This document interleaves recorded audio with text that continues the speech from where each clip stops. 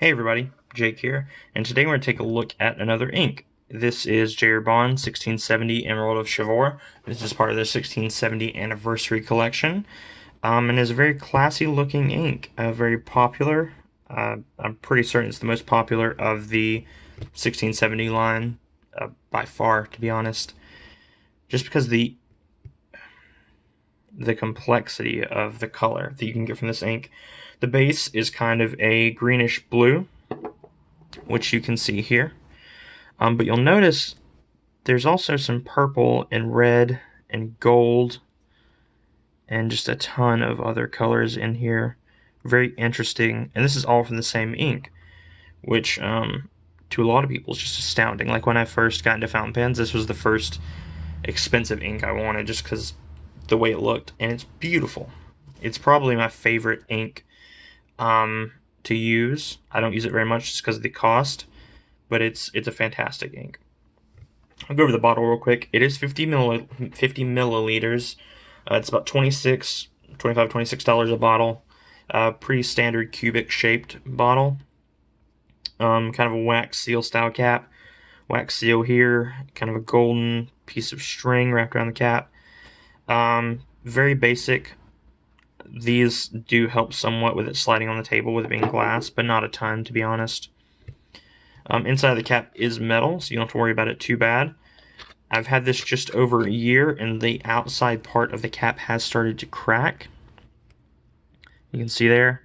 But with the inside being metal, I wouldn't worry about it too much. And it's almost a complete crack all around. It starts there and stops there. Wraps all the way around. But this is a great ink bottle to fill from. It's fairly tall, not too wide. The only gripe I have with it is that larger pens struggle to fit in the hole there. Just to compare it to the ink I did last week. I believe it was last week. Yes, it was. The Diamine Pumpkin. You can see it's a huge width difference in the necks of those two inks. But nonetheless, this is a beautiful, beautiful ink and a beautiful bottle. And honestly, I think it's worth the premium price they're charging just because of how interesting it is. But we'll go ahead and jump into some writing. I'm just going to give you guys a better look at that. As always, the Pilot Vanishing Point. Let's see if we can get it to actually focus on the paper here. There we go. Alright, again, this is Herbin 1670 Emerald of Chivor. They do have others in this line, quite a few actually.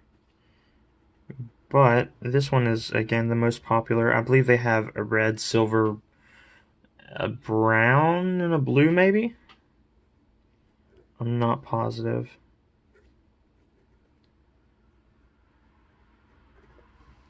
But this is a beautiful, beautiful ink. And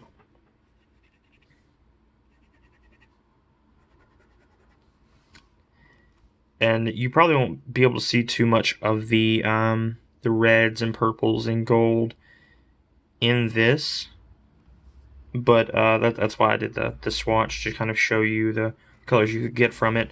On better paper, you can certainly get much better color. If you have Tomoe River, I highly recommend using that. That gets me the best color. I currently am out of Tomoe River. My paper stock's actually running really low. I need to pick some up soon. But right now I'm just using the Marimon Nemesign paper that I typically use for my pen reviews. And very, very soon, this weekend actually, I'm going to be switching over to a Rhodia dot pad, which was my paper of choice before. But I recently gave away my last dot pad to a friend who I had convinced to use fountain pens. So I'll be picking up another one of those this weekend. I'm actually going to a pen shop to get some Christmas. So hopefully more reviews coming for you guys soon. But the dry time on this ink is very, very, very wet.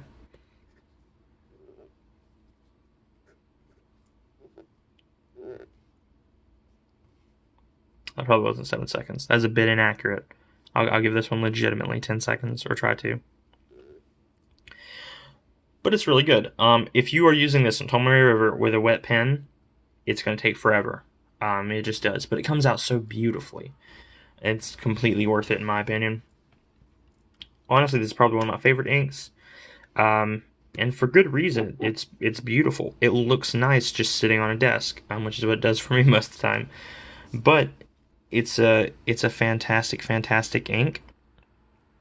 I highly recommend buying it if you're into very colorful inks. Works great for the holidays, which are coming up. Especially good for Christmas cards and things like that. Or I don't know if they do Hanukkah cards or anything like that, but if you do, perfect ink for it. The kind of purples with the green and the gold and a little bit of red, it looks gorgeous. But that'll do it for today, guys. Keep an eye out for probably not a review this weekend, but something a little bit different. All right, thanks for tuning in. Don't forget to like, comment, and subscribe. That helps out a lot. And thanks for watching, guys.